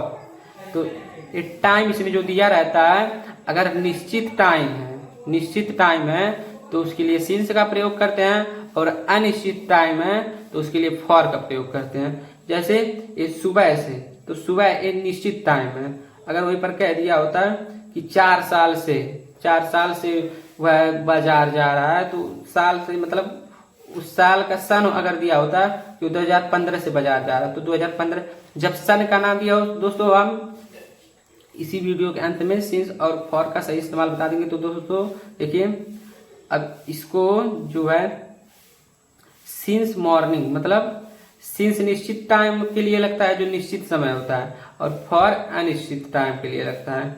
जैसे अगर दिन का नाम दे दिया हो कि वह 2 दिन से खाना खा रहा है, तो ये जो 2 दिन है वो अनिश्चित टाइम है। अब ऐसे अगर कह दिया जाए दिन का नाम हो जाए, जैसे आप इसे समझ लीजिए दिन का नाम हो गया, तो ये दिन का जो नाम दिया रहेगा कि वह सोमवार से पढ़ रहा है, तो ये निश्चित टाइम हो गया। लेकिन वह कह दिया जाए ऐसे कि वह 2 दिन से पढ़ रहा है, तो पता नहीं कितने दिन से, कौन सा दिन था उतने दिन से पढ़ रहा है। लेकिन अगर वहीं पर दिन का नाम दे दिया जाए कि वह सोमवार से पढ़ रहा है, तो वह सोमवार से पढ़ रहा है, ये जो है निश्चित समय है। ऐसे दे दिया जाए कि वह 4 साल से पढ़ रहा है, तो पता नहीं कितने साल से पढ़ रहा है, कौन सा साल था कंफर्म नहीं मालूम है, तो एक 4 साल से पढ़ रहा है, ये अनिश्चित टाइम हो गया। और निश्चित टाइम क्या है कि जैसे अगर कह दिया जाए उस सन का नाम दिया रहे कि 2024 से वो पढ़ रहा है, वह 2023 से पढ़ रहा है, ऐसे दिन का मतलब नाम हो गया कि वह सोमवार से पढ़ रहा है, तो ये सब निश्चित समय है। तो देखिए दोस्तों, और घंटा जो है मतलब कि वह इतने घंटे से पढ़ रहा है, तो ये अनिश्चित टाइम हो गया कि वह 2 घंटे से पढ़ रहा है। अगर वहीं पर बजे दे दिया जाए, टाइम दे दिया जाए कि वह 2 बजे से पढ़ रहा है, तो टाइम पता रहेगा कि हाँ वह 2 बजे से पढ़ रहा है। नहीं तो 2 घंटे से कह दिया जाए तो पता नहीं कब से शुरू किया कब बंद किया, कुछ कन्फर्म नहीं मालूम है। लेकिन अगर कह दिया जाए कि वह 2 बजे से पढ़ रहा है तो कन्फर्म है कि 2 बजे से पढ़ रहा है और अब तक पढ़ रहा है, बीच में नहीं रुका है कि नहीं मतलब पढ़ रहे हैं। 2 बजे से पढ़ रहा है ना, ऐसे थोड़ी ना है कि 2 घंटे से पढ़ रहा है, पता नहीं कब से पढ़ रहा है, कन्फर्म नहीं मालूम है। लेकिन अगर 2 बजे से कह दिया जाए तो हाँ 2 बजे से पढ़ रहा है। तो जो सिंस होता है मतलब निश्चित समय के लिए लगता है और अनिश्चित समय के लिए फॉर लगता है। तो देखिए यहाँ पर जो सुबह से है ये निश्चित समय है, तो यहाँ पर ऑब्जेक्ट के बाद टू मार्केट के बाद ऑब्जेक्ट के बाद क्या लगाएंगे, सिंस या फॉर लगाएंगे। तो ये जो सुबह से दिया है ये मतलब निश्चित समय है, निश्चित टाइम है, तो यहाँ पर सिंस लगाएंगे तो सिंस हो गया और टाइम क्या है सुबह, तो सिंस मॉर्निंग लगा देंगे तो हो गया सिंस मॉर्निंग। तो मोहन सुबह से बाजार जा रहा है, इसका हो जाएगा Mohan has been going to market since morning, मतलब वह मतलब जो मोहन है सुबह से बाजार जा रहा है। ऐसे हो जाएगा वे 2 घंटे से खाना बना रही हैं, तो वे सब्जेक्ट है तो वे का हो जाएगा दे। अब ये बहुवचन है तो यहाँ पर हो जाएगा हैव। अब यहाँ पर बीन हो जाएगा, फिर उसके बाद वर्ब का थर्ड फॉर्म, तो यहाँ पर बनाने का काम हो रहा है तो कुक माने बनाना और इंग जोड़ दिए तो कुकिंग हो गया। और ऑब्जेक्ट फिर उसके बाद तो ऑब्जेक्ट क्या है, द फूड है, खाना बना रही है ना, तो द फूड ऑब्जेक्ट हो गया। अब सिंस क्या है, यहाँ पर सिंस या फॉर का प्रयोग होगा। अब देखिए दोस्तों यहाँ पर लिखा है वे 2 घंटे से खाना बना रही है, पता नहीं मतलब कब से बना रही हैं और कब तक बनाएंगी, कन्फर्म नहीं मालूम है ना टाइम कि कितने बजे से बना रही हैं। तो यहाँ पर 2 घंटा जो हो गया ये अनिश्चित टाइम हो गया, अनिश्चित समय। तो यहाँ पर उसके लिए फॉर का प्रयोग करेंगे, फिर टाइम क्या है 2 आवर्स मतलब 2 घंटे से। तो दोस्तों देखिए इसी तरह से हम इन वाक्यों को इंग्लिश में ट्रांसलेट करेंगे। और आइए दोस्तों हम आगे बता देते हैं नेगेटिव सेंटेंस के उदाहरण के बारे में। देखिए दोस्तों अब देखिए यहाँ पर वह सोमवार से पानी नहीं पी रहा है, तो देखिए दोस्तों ही का मतलब ये सब्जेक्ट है, तो ये नेगेटिव सेंटेंस के रूल पे इस पे मतलब इसको हम ट्रांसलेट करेंगे, क्योंकि नेगेटिव सेंटेंस का ये एग्जाम्पल है ना, क्योंकि देखिए यहाँ पर नॉट लगा है तो ये नेगेटिव सेंटेंस का हो गया। तो पहले क्या लिखेंगे, पहले सब्जेक्ट लिखेंगे, यहाँ पर देखिए सब्जेक्ट ही हो गया। अब फिर उसके बाद हैज हैव लगाएंगे, तो हैज हैव ही के अनुसार लगाएंगे, तो ही एक वचन है तो उसके साथ हैज लगेगा। तो हैज देखिए यहाँ पर हो गया ही हैज, फिर उसके बाद क्या लगाएंगे, नॉट लगाएंगे तो नॉट हो गया, फिर बीन लगाएंगे, बीन हो गया, फिर वर्ब का चौथा फॉर्म तो पानी पीने का हो रहा है ना, तो ड्रिंक माने पीना होता है, आईएनजी जोड़ दिए तो चौथा फॉर्म हो गया ड्रिंकिंग। और यहाँ पर ऑब्जेक्ट क्या है, पानी पी रहा है तो द वाटर हो गया। और सिंस या फॉर क्या लगाएंगे, यहाँ पर सिंस लगाएंगे, क्योंकि यहाँ पर देखिए दिन का नाम दिया है, सोमवार से पड़ रहा है। अगर ऐसे किया कह दिया जाता है यहाँ पे कि वह 2 दिन से पानी नहीं पी रहा है, तो 2 दिन से पता नहीं कौन सा दिन था, किस दिन से नहीं पानी पी रहा है, लेकिन यहाँ पर दिन का नाम दे दिया है ना कि वह सोमवार से पानी नहीं पी रहा है, तो यहाँ पर सिंस मंडे हो जाएगा। तो वह सोमवार से पानी नहीं पी रहा है, इसका हो जाएगा he has not been drinking the water since Monday. अब ऐसे दोस्तों देखिए एग्जाम्पल और समझ लीजिए, ये पूरा जितना भी है इंग्लिश में ट्रांसलेट किए हैं इसी रूल्स के हिसाब से मतलब ट्रांसलेट किए हैं। और इसके बाद एक वीडियो दोस्तों और बनाएंगे जिसमें इसके बारे में मतलब ट्रिक है, बहुत जबरदस्त ट्रिक है, उसको हम ट्रिक को आप लोगों को बता देंगे, तो आप लोग इसको रटना नहीं पड़ेगा, आप लोग को ऐसे याद कर लेंगे, एकदम समझना है सिर्फ एक बार, अगर समझ गए तो हमेशा आपके दिमाग में छप जाएगा दोस्तों। तो आइए जो है नेक्स्ट उसको देखते हैं कि मतलब ये नेगेटिव सेंटेंस का इंट्रोगेटिव सेंटेंस का एग्जांपल है कि जैसे क्या हुआ है सुबह से खाना बना रही है, तो क्या हुआ है सुबह से खाना बना रही है, तो इसका क्या हो जाएगा। देखिए दोस्तों यहाँ पर इसी का इस मतलब फॉर्मूले का यहाँ पर उपयोग करेंगे, तो हैज हैव लगाएंगे सब्जेक्ट के अनुसार, तो सब्जेक्ट हुआ है तो एक वचन है तो हैज लगाएंगे, तो यहाँ पर हैज हो गया, फिर उसके बाद सब्जेक्ट लगाएंगे, तो सब्जेक्ट हुआ है तो यहाँ पर सी हो गया, क्योंकि यह लड़की है खाना बना रही है, अगर लड़का होता तो यहाँ पर ही लगता। उसके बाद क्या लगाएंगे, बीन लगाएंगे, तो बीन हो गया, फिर उसके बाद वर्ब का चौथा फॉर्म, तो वर्ब का चौथा फॉर्म कुकिंग है, फिर वर्ब का चौथा फॉर्म, फिर ऑब्जेक्ट हो गया, तो द फूड खाना बनाइए ऑब्जेक्ट हो गया। सिंस या फॉर लगाएंगे, तो यहाँ पर सुबह से खाना बना रही है, निश्चित टाइम दिया है तो सिंस लगाएंगे, तो सिंस हो गया। अब फिर टाइम का नाम क्या है, मतलब मॉर्निंग में, फिर क्वेश्चन मार्क हो गया। ऐसे क्या हुआ, सुबह से खाना बना रही है, तो इसका हो जाएगा has she been cooking the food since morning, question mark. इसी तरह से दोस्तों आप लोग इंट्रोगेटिव सेंटेंस का हिंदी से इंग्लिश में ट्रांसलेट कर सकते हैं। आइए एक एग्जाम्पल और देखते हैं दोस्तों। ये देखिए दोस्तों, ये इंट्रोगेटिव एंड नेगेटिव सेंटेंस का एग्जाम्पल है, तो आप लोग इसे ध्यान से देखिए। अब देखिए दोस्तों, इसका कैसे इस रूल के हिसाब से मतलब चेंज करेंगे जो इंट्रोगेटिव एंड नेगेटिव सेंटेंस का है, क्योंकि मैं आप लोगों को पहले बता दिया हूँ कि जैसा वाक्य रहेगा, मतलब जिस टेंस का वाक्य रहेगा एग्जाम्पल में, उसी टेंस के फॉर्मूले को उपयोग करके उसको हिंदी से इंग्लिश में बदलना है। तो देखिए दोस्तों, एक इंट्रोगेटिव एंड नेगेटिव सेंटेंस का एग्जाम्पल है, इसलिए हम लोग इंट्रोगेटिव एंड नेगेटिव सेंटेंस का जो फॉर्मूला है इसी का उपयोग करेंगे। तो इसमें क्या कहा गया, पहले है लगाना है सब्जेक्ट के अनुसार। तो सब्जेक्ट पूजा है, तो पूजा एक वचन है, तो उसके लिए क्या का प्रयोग के लिए यहाँ पर हैज लगाएंगे। तो हैज देखिए यहाँ पर हैज हो गया, फिर उसके बाद क्या लगाएंगे, यहाँ पर सब्जेक्ट है तो सब्जेक्ट लगाएंगे पूजा, फिर उसके बाद लगाएंगे यहाँ पर नॉट, फिर नॉट हो गया, फिर यहाँ पर देखिए उसके बाद बीन हो गया, यहाँ पर बीन हो गया, फिर उसके बाद वर्ब का चौथा फॉर्म तो सिंगिंग हो गया, क्योंकि यहाँ पर गाने का प्रयोग हो रहा है तो सिंगिंग हो गया। अब फिर ऑब्जेक्ट, तो ऑब्जेक्ट द सॉन्ग हो गया, द सॉन्ग मतलब गाना गा रही है। फिर उसके बाद फॉर्मूला, मतलब उसके बाद क्या लगाएंगे, ऑब्जेक्ट के बाद सिंस या फॉर लगाएंगे। तो 2 साल से, देखिए यहाँ पर 2 साल आ गया ना। अगर ऐसे होता कि वह 2023 से खाना बना रही है, इस तरीके से होता तो वहाँ पर सिंस लगता, क्योंकि निश्चित टाइम हो जाता। लेकिन यहाँ पर 2 साल से मतलब पता नहीं कौन सा साल है, कंफर्म टाइम नहीं है, तो यहाँ पर इसलिए फॉर लगा दिया गया। फॉर 2 ईयर्स मतलब 2 साल से। तो क्या पूजा 2 साल से गाना नहीं गा रही है, तो has Pooja not been singing the song for 2 years, फिर क्वेश्चन मार्क। इस तरह से दोस्तों आप हर वाक्य को जो है, मतलब इंट्रोगेटिव एंड नेगेटिव सेंटेंस के जो भी एग्जाम्पल है उसको आप लोग इसी रूल्स के हिसाब से, इसी जो रूल है इसी के हिसाब से आप लोग उसको चेंज कर सकते हैं, मतलब हिंदी से इंग्लिश में ट्रांसलेट कर सकते हैं। तो आप लोग स्क्रीनशॉट ले लीजिए और इसको लिख लीजिएगा, नहीं तो वीडियो डाउनलोड कर लीजिए आप लोग। तो आइए दोस्तों, जो नेक्स्ट है फ्यूचर मतलब पास्ट इंडेफिनिट टेंस के बारे में आप समझेंगे। तो देखिए दोस्तों, इसको आप लोग स्क्रीनशॉट ले लीजिए, आगे बढ़ते हैं। तो देखिए दोस्तों, ये पास्ट इंडेफिनिट टेंस का है। अब इसमें देखिए आप लोग सब्जेक्ट इसको समझ लीजिए थोड़ा सा पहले, फिर स्क्रीनशॉट ले लीजिएगा, क्योंकि आप लोग अब मिला ही सकते हैं कि कैसे कैसे मतलब क्या लिखा जाएगा। जैसे मोहन बाजार जाता है, तो ये लास्ट में था आ गया, तो ये पास्ट इंडेफिनिट टेंस का वाक्य हो गया।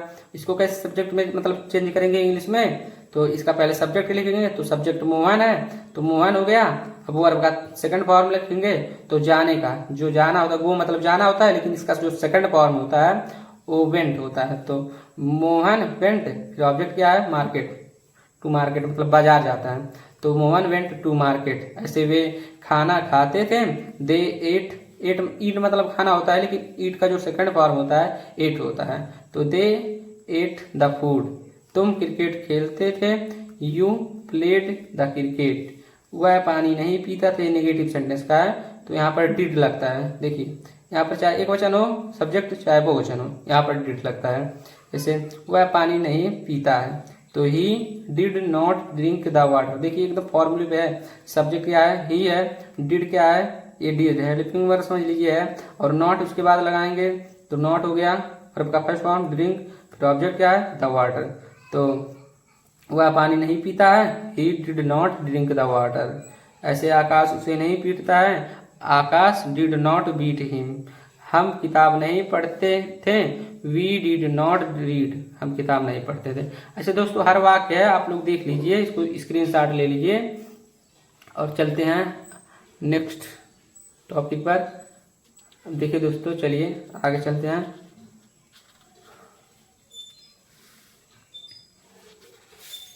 देखिए दोस्तों, पास्ट कंटिन्यूअस टेंस का है, इसका देखिए फॉर्मूला यही होता है और एग्जांपल है, आप लोग स्क्रीनशॉट ले लीजिए और बढ़ते हैं आगे। हो गया दोस्तों, इतना भी नीचे भी ले लीजिए इसका स्क्रीनशॉट। आइए दोस्तों आगे बढ़ते हैं।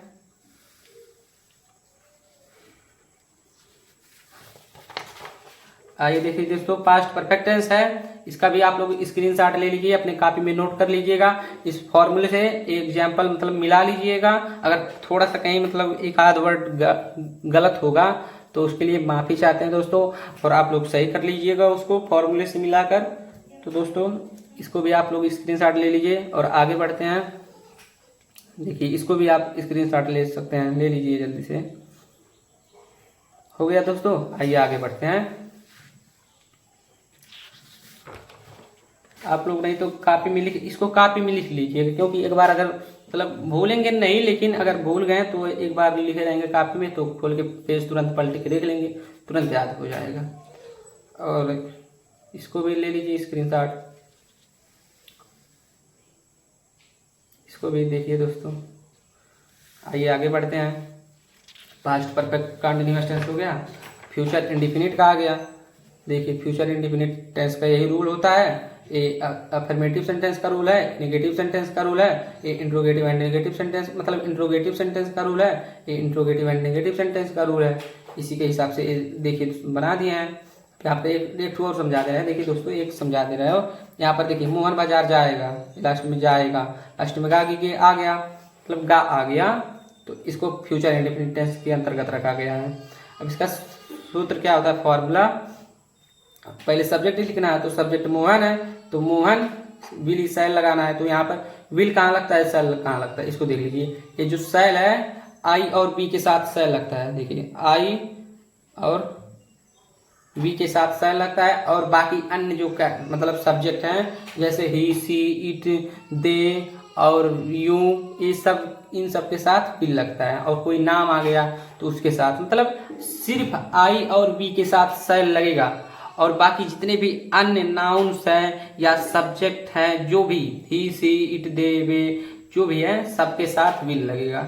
सिर्फ कहने का मतलब है आई और बी के साथ सेल लगेगा, और बाकी अन्य जो सब्जेक्ट रहेंगे के साथ विल लगेगा।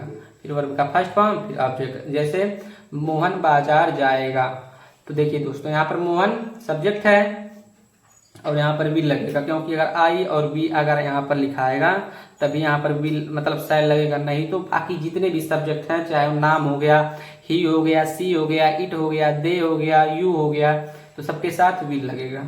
तो यहाँ पर अब वर्ब का फर्स्ट फॉर्म, तो गो हो गया, कहाँ जा रहा है, बाजार जा रहा है, ऑब्जेक्ट टू मार्केट, मतलब Mohan will go to market. ऐसे वे खाना खाएंगे, तो they will eat the food, तुम क्रिकेट खेलोगे, you will play the cricket, वह पानी नहीं पिएगा, इन निगेटिव सेंटेंस का है, यहाँ पर नॉट लगाया जाता है, तो वह पानी नहीं पिएगा, he will not drink the water, Akash उसे नहीं पीटेगा, Akash will not beat him, हम नहीं पढ़ेंगे, वी शैल नॉट रीड। अब देखिए दोस्तों यहाँ पर, देखिए यहाँ पर हम नहीं पढ़ेंगे, तो वी मतलब हम होता है, यहाँ पर वी आ गया, तो वी के साथ शैल लगेगा, तो वी शैल नॉट रीड मतलब हम नहीं पढ़ेंगे। ऐसे क्या हुआ, खाना बनाएगी, will see cook the food, question mark. क्या सीमा गाना गाएगी, will Seema Singh a song. ऐसे हो गया, क्या हम घर जाएंगे, ऐसे पूरा मतलब वाक्य हो गया दोस्तों। आप लोग स्क्रीनशॉट ले लीजिए जल्दी से इसको भी, और आगे बढ़ते हैं। तो दोस्तों आइए देखिए आगे बढ़ते हैं। इसके बाद क्या आ गया, future continuous tense. Future continuous tense, अब देखिए दोस्तों इसको स्क्रीनशॉट आप ले लीजिए। अफर्मेटिव सेंटेंस का सूत्र, नेगेटिव सेंटेंस का सूत्र, इंट्रोगेटिव सेंटेंस का सूत्र, इंट्रोगेटिव एंड नेगेटिव सेंटेंस का सूत्र। आप लोग स्क्रीनशॉट ले लीजिए जल्दी से। चलिए दोस्तों आगे बढ़ते हैं। देखिए इसका भी स्क्रीनशॉट ले लीजिए।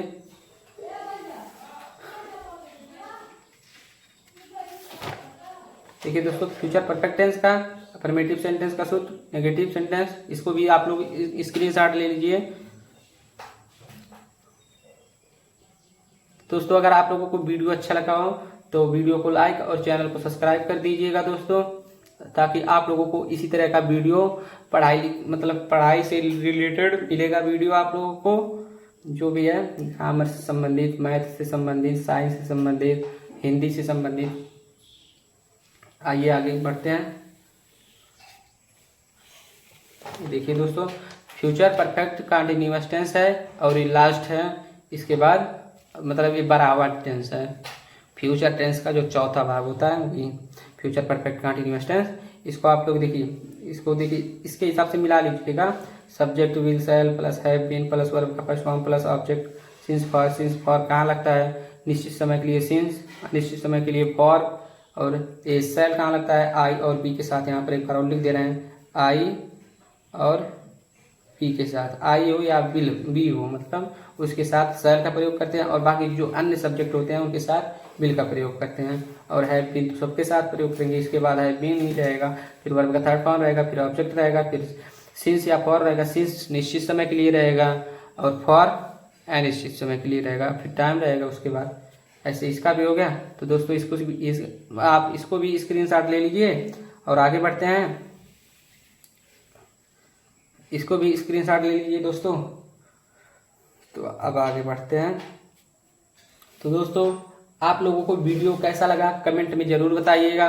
और दोस्तों इस चार्ट पेपर को अपने कॉपी में आप लोग बना लीजिएगा, क्योंकि इससे मतलब बहुत आसानी से समझ में आ जाता है कि टेंस कितने प्रकार के होते हैं, टेंस के कितने प्रकार के क्या क्या मतलब नाम होते हैं, जो भी हैं उसका हिंदी में क्या नाम होता है, उसका पहचान क्या होता है। इसको आप लोग अपने मतलब कॉपी में बना लीजिएगा, क्योंकि इसको आप एक बार देख गए ना तो फिर समझ जाएंगे, हमेशा भूलेंगे नहीं। क्योंकि इसमें आसान तरीके से बताया गया है कि टेंस कितने प्रकार के होते हैं। टेंस के जो 3 प्रकार होते हैं, present tense, past tense, future tense, उसके 4 प्रकार होते हैं। उन चारों प्रकार का इंग्लिश में नाम, हिंदी में नाम और पहचान भी उसके साथ साथ समझ लीजिए। बहुत बड़ा चीज़ है ये, छोटा चीज़ नहीं है।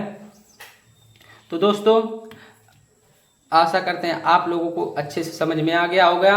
अगर कोई भी प्रॉब्लम होगा तो दोस्तों वीडियो एक बार फिर से पीछे करके देख लीजिएगा, और वीडियो अच्छा लगे तो चैनल को सब्सक्राइब और वीडियो को लाइक जरूर कर दीजिएगा। दोस्तों बाय बाय, मिलते हैं अगले वीडियो में। थैंक यू वीडियो देखने के लिए।